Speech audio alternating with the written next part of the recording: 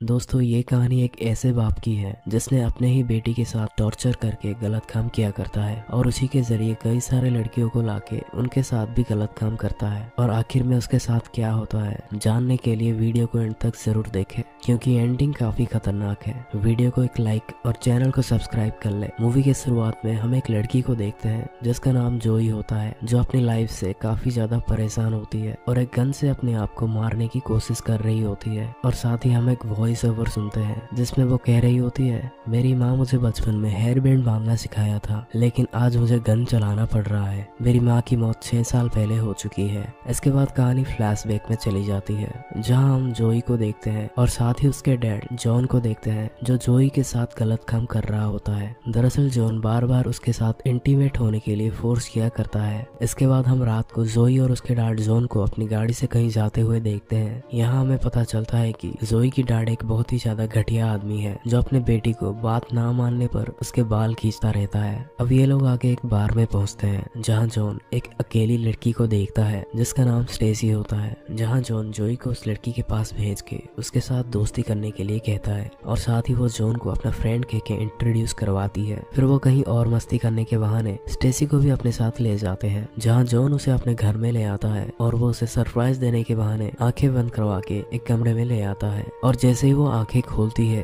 उसकी होश उड़ जाती है। वो एक खतरनाक कमरे में होती है जहाँ कई सारे टॉर्चर किए जाने वाले सामान, चेन और इंसानों को काटने वाले हथियार रखे गए होते हैं। अब ये सब देख के स्टेसी काफी ज्यादा डर जाती है। अब यहाँ जॉन उसे कहता है वेलकम टू द हेल, जहाँ स्टेसी जोर जोर से चिल्ला रही होती है, लेकिन जॉन उसे पकड़ के बेहोश कर देता है। अब यहाँ हम बहुत सारे लड़कियों की फोटो लगी हुई देखते हैं, जहाँ अब स्टेसी की भी फोटो जुड़ जाती है, क्योंकि वो भी अब बाकी लड़कियों की तरह जॉन का शिकार बन चुकी है। फिर अगली सुबह हम और एक लड़की को देखते हैं जिसका नाम जेनिफर होता है और वो किसी काम से टाउन की तरफ जा रही होती है, तो वो एक कार से लिफ्ट मांगने लगती है, जहाँ उस कार में एक पुलिस ऑफिसर डेप्यूटी स्कॉट होता है, जो गायब हुई लड़कियों की केस हैंडल कर रहा होता है। जेनिफर गाड़ी में रखी लड़कियों की मिसिंग पोस्टर्स देख के स्कॉट से इस बारे में पूछती है, जहाँ स्कॉट उसे बताता है कि शहर में कई सारे लड़कियां अचानक गायब हो रही है और वो इस केस में इन्वेस्टिगेट कर रहा है। जल्द ही वो खूनी को पकड़ लेगा। इसके बाद हम स्टेसी को देखते हैं,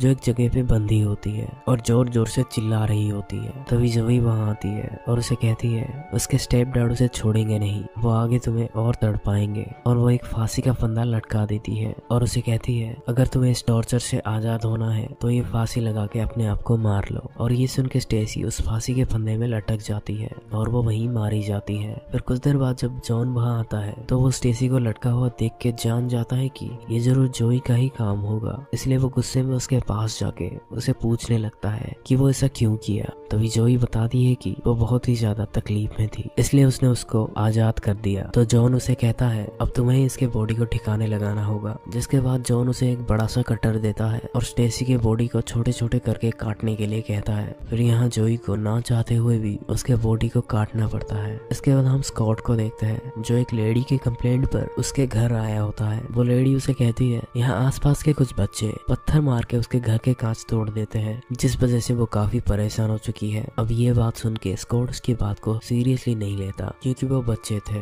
और वो उसे समझा फुसला कर वहाँ से भेज देता है। लेकिन अब हम देखते हैं वही शरारत बच्चे स्कॉट के कार के टायर भी पंचर करके भाग जाते हैं। तभी स्कॉट अपनी पंचर टायर को लेके पास की एक गैराज में जाता है, जहाँ उसकी मुलाकात जोई और जॉन से होती है। दरअसल वो गैराज जॉन का ही होता है। अब जॉन स्कॉट की मदद करता है, वो उसकी कार को टो करवा के पुलिस स्टेशन ले जाता है, जहाँ रास्ते में स्कॉट को पता चलता है कि जॉन पहले यूएस मरीन में था और उसकी पोस्टिंग इराक में थी, लेकिन अब वो रिटायर्ड हो चुका है और इसीलिए अब वो यहाँ शिफ्ट हो गया है। स्कॉट भी उसे बताता है कि वो भी पहले इराक में था, लेकिन उसने कभी जॉन से पहले नहीं मिला, जिससे अब उसे जॉन के ऊपर थोड़ा थोड़ा शक होने लगता है। इसलिए वो पुलिस स्टेशन आके अपने सीनियर से इस बारे में पूछता है, जहाँ उसे पता चलता है कि जॉन के खिलाफ कोई क्रिमिनल रिकॉर्ड नहीं है। उसने मिलिट्री से आने के बाद एक लड़की से शादी कर ली थी, लेकिन 2 साल बाद उसकी मौत हो गई और अब वो एक यंग गर्लफ्रेंड जोई के साथ रहता है। दोस्तों यहाँ सबको लगता है कि जोई जॉन की गर्लफ्रेंड है, लेकिन असल में वो उसकी स्टेप डॉटर होती है। इसके बाद हम जॉन को देखते हैं, जो अपने घर के आसपास ट्रैप लगा रहा होता है, ताकि अगर कोई उसे पकड़ने उसके घर आए तो वो उस ट्रैप में फंस जाए। तभी जोई उसे देख के उसके पास आती है, जिसपे जॉन उसे कहता है अब से तुम्हें और भी ज्यादा ध्यान से चलना होगा और इस ट्रैप में फंसना मत, वरना तुम्हारी पैर गवा दोगी। अब इसके बाद हम देखते हैं कि एक और नई शिकार ढूंढते हुए वो दोनों दोबारा एक बार में जाते हैं, जहाँ उस बार में जोई जेनिफर को देखती है जो वहाँ एक बार टेंडर होती है। अब जोई जाके जेनिफर को फंसाने के लिए उसे बात करने लगती है, लेकिन तभी वो देखती है जॉन ने ऑलरेडी किसी और लड़की को अपने बातों से फंसा लिया है और उसे अपने साथ चलने के लिए मना लिया है। अब कुछ देर बाद जब जेनिफर उन्हें ड्रिंक देने के लिए आती है, जॉन उसके अदाओं को देख के उसकी ओर अट्रैक्ट हो जाता है और उसके साथ बातें करने लग जाता है। लेकिन फिलहाल जॉन वो दूसरी लड़की एनी को समझा फुसला कर अपने साथ ले जाता है और उसे वो अपने घर ले आता है और बिल्कुल स्टेसी की तरह उसे भी आंखें बंद करवा के उस कमरे में ले आता है और टॉर्चर वाली बेड पे उसके हाथ पैर चेन से बांध लेता है और उसे करंट के झटके देने लगता है। साथ ही उसे टॉर्चर करके उसके साथ गलत काम करता है। वो लड़की चीखती चिल्लाती रही, लेकिन जोई मजबूरन बाहर खड़ी सब कुछ देखती रही। उसे कहीं ना कहीं लग रहा था कि इन लड़कियों की जान उसी की वजह से जा रही है। दूसरी ओर हम देखते हैं स्कॉट को जॉन की एक पुरानी तस्वीर मिलती है जब वो मिलिट्री में था और साथ ही उसे कुछ जानकारी मिलती है, जहाँ उसे पता चलता है कि जॉन रिटायर्ड नहीं हुआ था बल्कि उसे आर्मी से निकाल दिया गया था क्योंकि उसने कोई रूल तोड़े थे। इसके बाद वो अपना नाम चेंज करके इस सिटी में शिफ्ट हो गया। ये सब वो अपने चीफ की बेटी को बता रहा होता है और उन्हें ये भी पता चलता है कि आर्मी से निकलने के बाद उसने एक औरत से शादी कर लिया था जिसके एक 11 साल की बेटी भी थी और शादी के 2 साल बाद उसके वाइफ की मौत हो गई थी। अब ये लोग पता करने में लग जाते हैं कि उस 11 साल की बेटी के साथ क्या हुआ और वो कहाँ पर है। इसके बाद हम जॉन को देखते हैं जो एनी को अलग अलग तरह का सजा दे रहा होता है। वो उसके हाथों को खोल के उसके गले में एक पट्टा बांध के लॉक कर देता है। तभी एनी उसे कहती है इससे अच्छा तुम मुझे जान से मार दो। तभी जॉन उसे और शौक देने लगता है और बुरी तरीके से टॉर्चर करने लगता है। जोई ये सब बाहर से देख रही होती है और वो ये सब बर्दाश्त नहीं कर पाती, इसलिए वो एक गन लेके आती है और जॉन के ऊपर तान देती है। अब एनी उसे देख के खुश हो जाती है, शायद अब उसकी जान बच जाएगी। लेकिन तभी जोई उसकी तरफ गन घुमा देती है जिससे वो और भी ज्यादा शौक हो जाती है। जोई उसे कहती है अपना मुंह खोलो और कहती है तुम्हारे पास सिर्फ 10 सेकंड है, या तो तुम इनकी टॉर्चर सहो या तो अपने आप को मार के इन सब से छुटकारा पाओ। इसके बाद अब जोई गन को एमी के मुंह में रख देती है और काउंटडाउन शुरू कर देती है 10, 9,